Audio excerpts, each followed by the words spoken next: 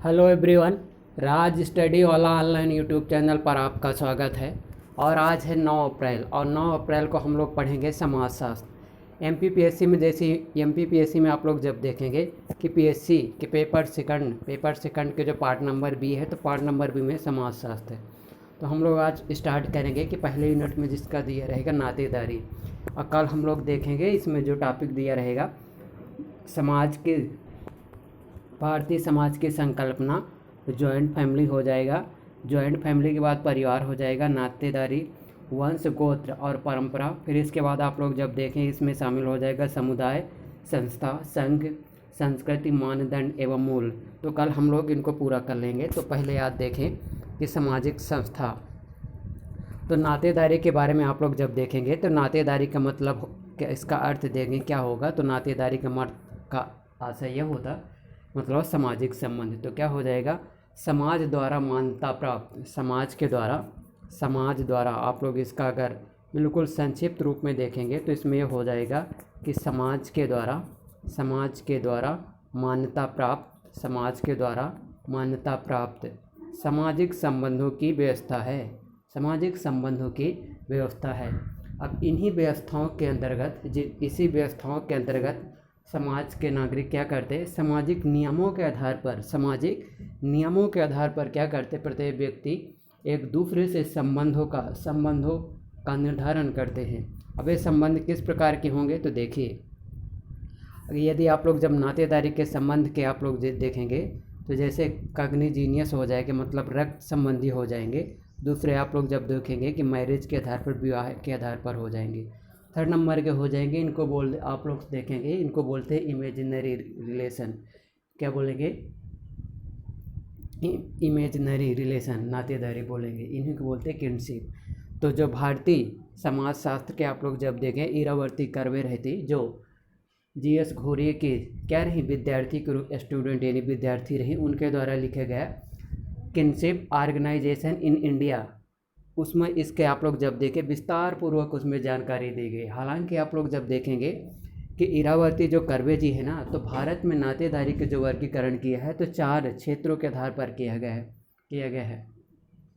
कि आखिरकार भारत के, इंडिया की कल्चर क्या है, इंडिया की सभ्यता क्या है, और इंडिया की समाज की भाषा क्या है, वंश क्या है, गोत्र क्या है। इसीलिए अनेक कारकों के आधार पर आप लोग जब देखेंगे कि भारतीय समाज में नातेदारी एक व्यवस्था है, नातेदारी को 4 क्षेत्रों में वर्गीकृत किया है। उनमें से पहला एक वर्गीकृत रहेगा उत्तर भारत की नातेदारी, सेकंड नंबर में रहेगा दक्षिण भारत की नातेदारी, और थर्ड नंबर में रहेगा पूर्वोत्तर भारत की नातेदारी, और फोर्थ नंबर में रहेगा पश्चिम भारत की नातेदारी नहीं है, इसमें रहेगा मध्य भारत की नातेदारी।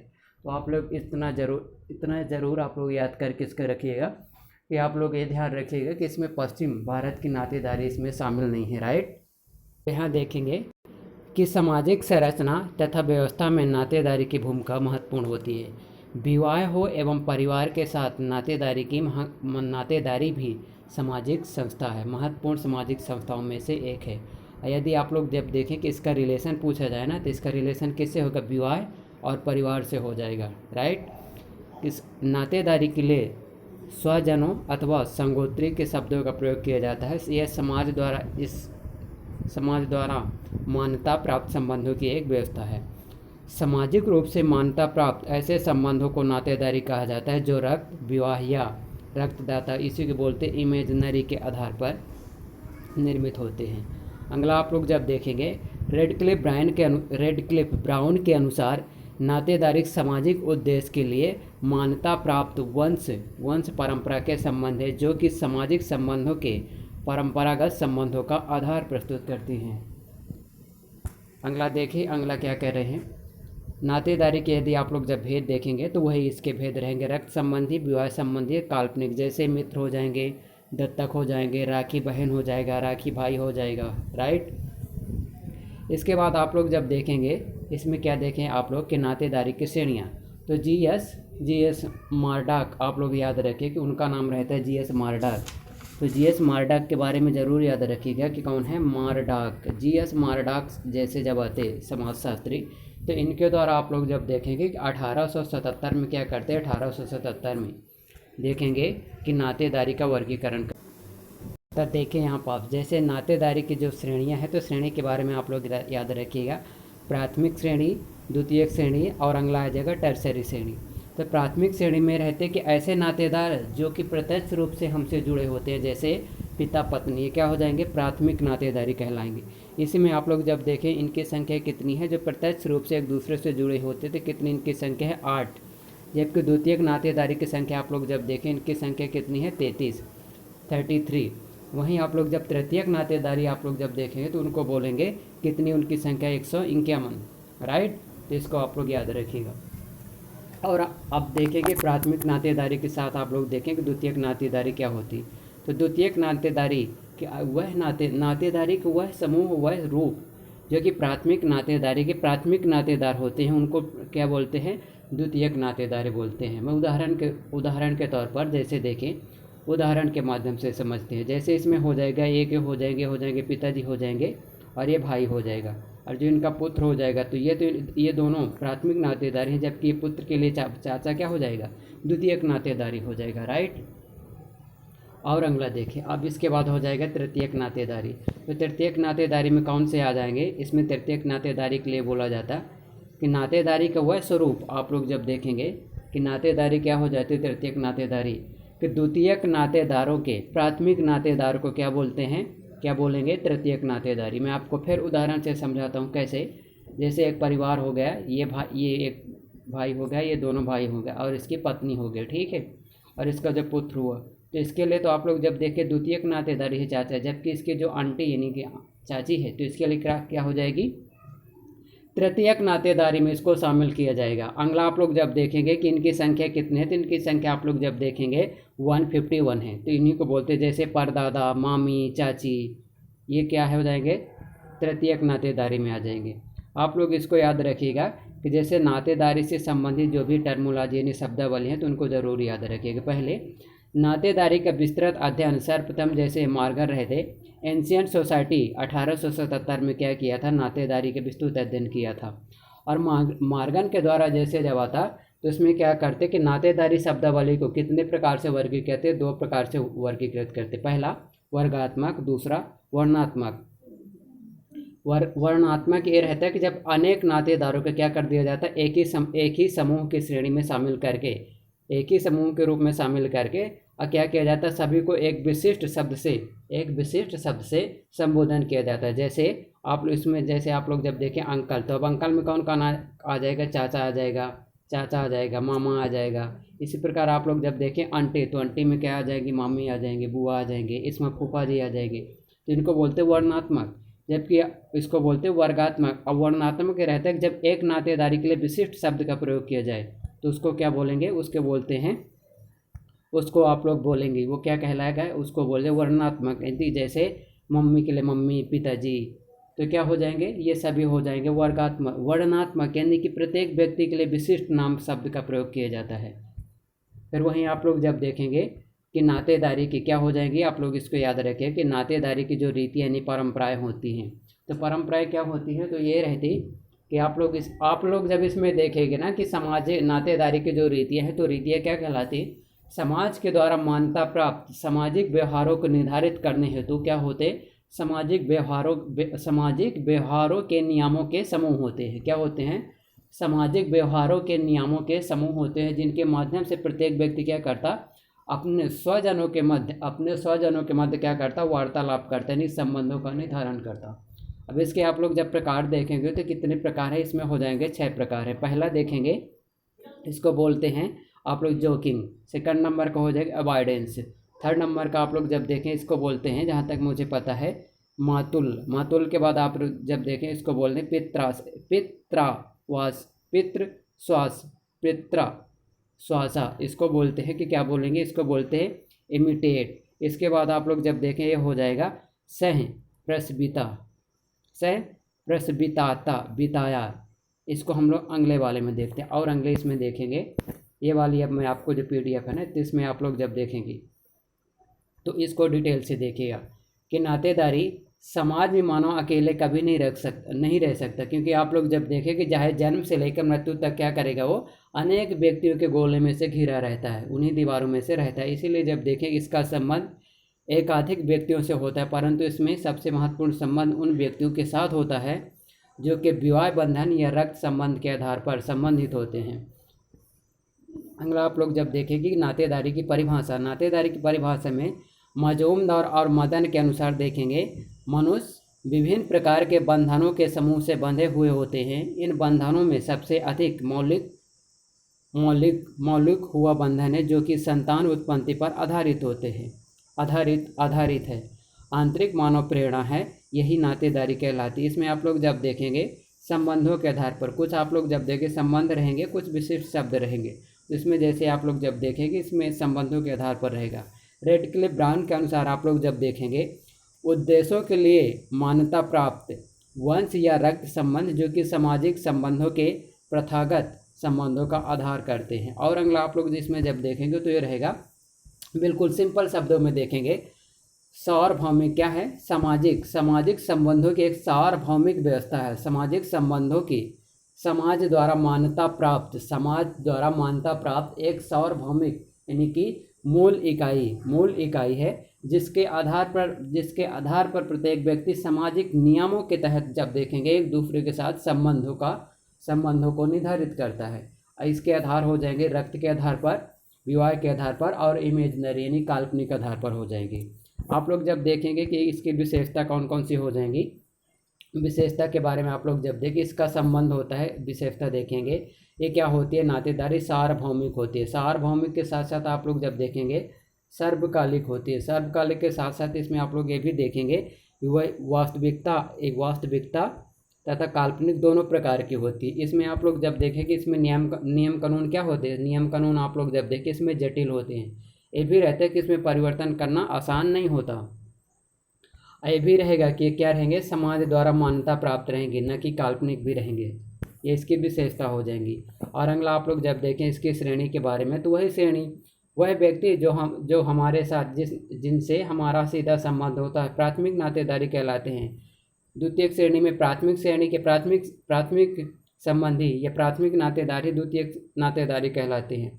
ये भी क्या कहलाएंगे, प्राथमिक संबंधी के द्वितीयक संबंधी या द्वितीयक संबंधी के प्राथमिक संबंधी, ये क्या कहलाए जाएंगे, तृतीयक नातेदारी कहलाएंगे। अब इसका महत्व क्या होता है, तो आप लोग जब देखेंगे इसका महत्व मानव शास्त्र के अध्ययन के लिए भी इसका महत्व हो जाता है, किसका, नातेदारी का। वहीं आप लोग जब देखें इसकी मानसिक संतुष्टि के लिए इसका हो जाता है। और आप लोग जब इसका ये भी देखें सामाजिक दायित्वों का निर्वहन करने में इसका महत्वपूर्ण भूमिका होती है और आर्थिक सहयोग भी प्रदान किया जाता है। अब इसका आप लोग जब देखें इसके कारक कौन से होंगे, आप लोग इसमें देखेंगे सामाजिक क्या रहेंगे, सामाजिक व्यवहारों को निर्धारित करता है, सामाजिक व्यवहार के नियमों को निर्धारित करता है। दूसरा आप लोग इसमें कार्य रहेगा कि व्यवहार के नियमों को निर्धारित करेगा और व्यवहार के नियमों को क्या करेगा, विनियमित करेगा। और अगला आप लोग इसमें जब देखेंगे सामाजिक और सांस्कृतिक संबंधों को निरंतर बनाए रहेगा, सतत रूप से एक पीढ़ी से दूसरी पीढ़ी, दूसरी से तीसरी पीढ़ी में जाते हैं। वहीं आप लोग इसमें जब और अगला देखेंगे कि अगला क्या हो जाएगा, अगला इसमें जैसे ये हो जाएगा अलगाव की जो भावना रहती है ना, अलगाव की भावना से क्या कह रहता है, उसमें नहीं रहता। अलगाव की भावना से क्या रहता है, उसको सहायता प्रदान किया जाता है। इसमें और क्या रहेगा कि सामाजिक सहायता या सामाजिक सुरक्षा प्रदान किया जाता है। ये भी आप लोग इसमें याद रखिएगा। इसके बारे में हम लोग जब देखेंगे समाज की नातेदारी के व्यवहार या रीतियाँ, किनशिप यूजेस के बारे में देखें, तो आप पहले आप लोग ये याद रखिएगा कि ये क्या होती है, रीतियाँ क्या होती हैं, ठीक है। राइट, आप लोग इसको देखें। प्रत्येक समाज में नातेदारों के बीच किस प्रकार के व्यवहार होंगे वे समाज के द्वारा पूर्व निर्धारित किए जाते हैं। व्यवहार के इन नियमों के समूह को आप लोग जब देखेंगे, व्यवहार के नियमों के समूह को ही नातेदारी की रीतियाँ कहलाती हैं। और समाज शास्त्री के द्वारा आप लोग जब देखें 6 प्रकार की इसमें रीतियाँ शामिल रहेंगी।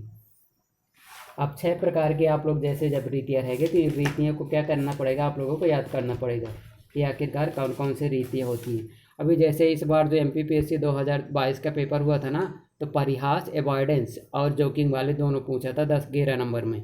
आप लोग ये भी रखिएगा।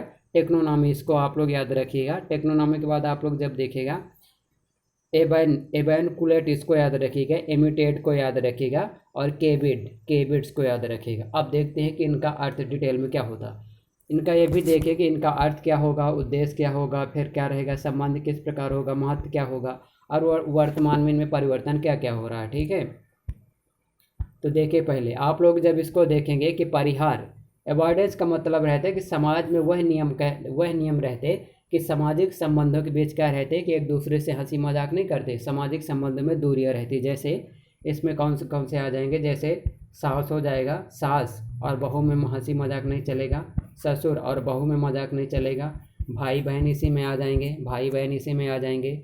भाई बहन के साथ साथ आप लोग जब देखें इसमें आ जाएगा, कौन से आ जाएंगे, इसमें जेठ आ जाएगा और जेठानी के संबंध आ जाएंगे, जेठ आ जाएगा और देवरानी, दोनों के संबंध इसमें आ जाएंगे। तो इसको बोलते अवॉइडेंस। अवॉइडेंस के बाद आप लोग अगला जब देखेंगे इसमें क्या आ जाएगा, इसको जोकिंग रिलेशनशिप। जोकिंग रिलेशनशिप में कौन कौन से आ जाएंगे कि मतलब नातेदारी की ऐसी रीतियाँ या ऐसी रीतियों के अंतर्गत वह व्यवहार या संबंध होते हैं जिनके बीच जब देखेंगे कि दो व्यक्ति के बीच जितने संबंध होंगे हंसी मजाक वाले होंगे। जैसे यहाँ आप लोग जब देखेंगे कि यहाँ हो जाएगा मामा हो जाएगा और भांजा हो जाएगा, मामा भांजा हो जाएगा, और यहाँ मामा हो जाएंगे, मामा के बाद भांजी हो जाएगी। यहीं आप लोग जब देखेंगे देवर हो जाएगा और भाभी हो जाएगी, पति हो जाएगा और पत्नी हो जाएगी। पति पत्नी भी तो मजाक करते हैं। फिर अगला आप लोग इसमें जब देखेंगे तो इसमें हो जाएगा, और कौन हो जाएगा, जीजा हो जाएगा और साला हो जाएगा। बहुत सारे इसमें आ जाएंगे, जोकिंग वाले में जीजा हो जाएगा और साला हो जाएगा। फिर दूसरी बात इसमें जीजा हो जाएगा और साली हो जाएगी। राइट, ये इतने प्रकार के संबंध होते हैं। फिर अगला आप लोग इसमें जैसे जब देखेंगे इसको बोलते हैं टेक्नोनॉमी। टेक्नोनॉमी ये रहता कि इंडिया के समाज में आप लोग जब देखेंगे जैसे ये पति है और ये पत्नी है और इसके जो पुत्र हो गए, कोई पुत्र हो गए, तो आप लोग मैं बता रहा हूँ अभी 1 सेकंड में आपको समझ में आ जाएगा। ये जैसे ये पत्नी हो गई, फिर से देखते हैं अगला, जैसे मान के चलिए ये पति हो गया और ये पत्नी हो गई, ये बिंदी लगाई है, ठीक है, और ये दोनों का पुत्र हो गया।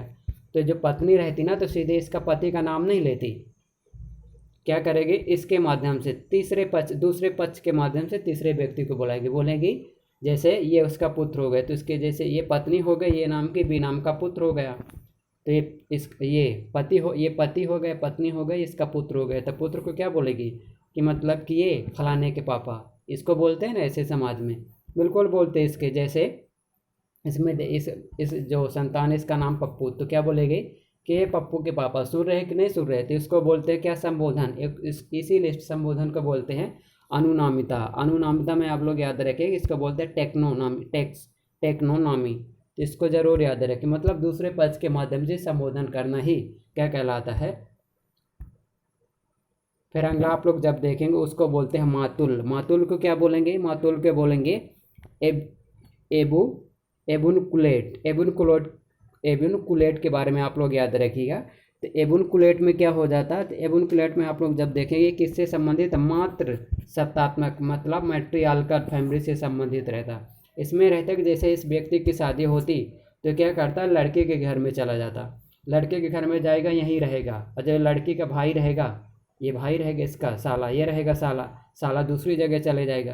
तो जहाँ संबंध हो गया ना, जो इसका भांजा होगा, इसका पुत्र होगा, तो क्या करेगा, अपने मामा के प्रति अधिक से अधिक उत्तरदायी होगा, क्योंकि जो इसको संपत्ति मिलेगी तो मामा की संपत्ति मिलेगी, न कि पिताजी के यहाँ की संपत्ति मिलेगी। राइट, मातुल में यही रहता है कि इसमें मामा जी का अच्छा खासा रोल रहता।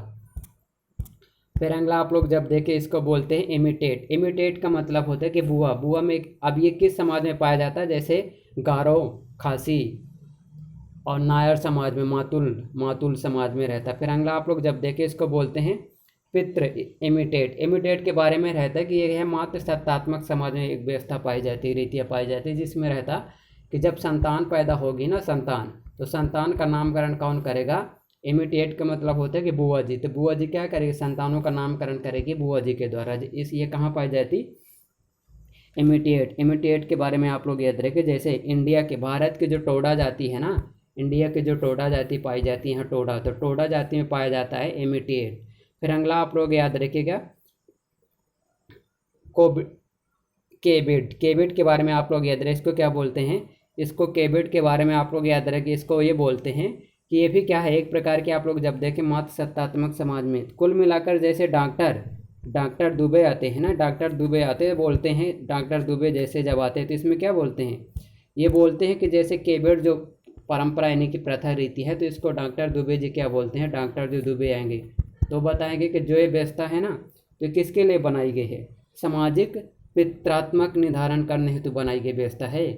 इसीलिए आप लोग जब देखिएगा इसमें ये रहता है कि जब कोई महिला के द्वारा जब संतान उत्पत्ति का काल आ जाता, जिस प्रकार का नाटक महिला करेगी ना उसी प्रकार का नाटक इसमें पति भी करता है। पति क्या करेगा उसी तरह, जैसे इसके जब संतान पैदा होगी तो इसके दर्द से रोएगी महिला, तो पति भी रोएगा।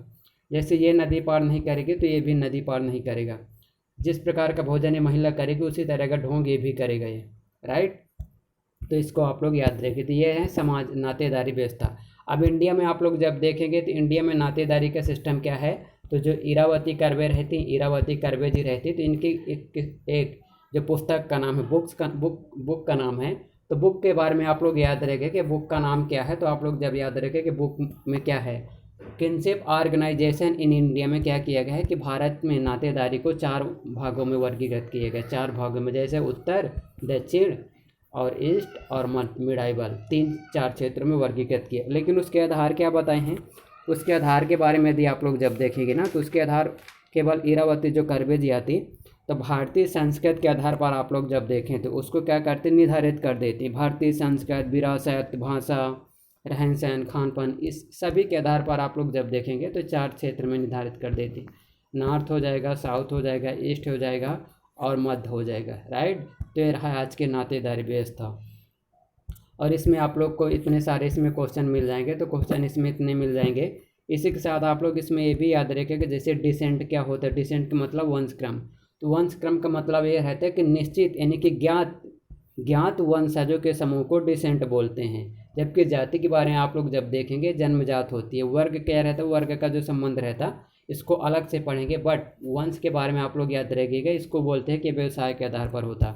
अब गोत्र क्या है, तो मतलब गोत्र के बारे में याद रखें। गोत्र क्या रहता कि ऋषि मुनियों के जब आप लोग जब देखें कि काल्पनिक पूर्वजों के समूह या वंशज को क्या बोलते हैं, गोत्र मानते हैं।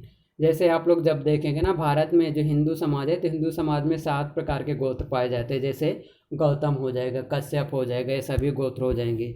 और नातेदारी क्या है, प्रकार बताना है, नातेदारी की श्रेणियाँ बताना और नातेदारी की रीतियाँ बताना।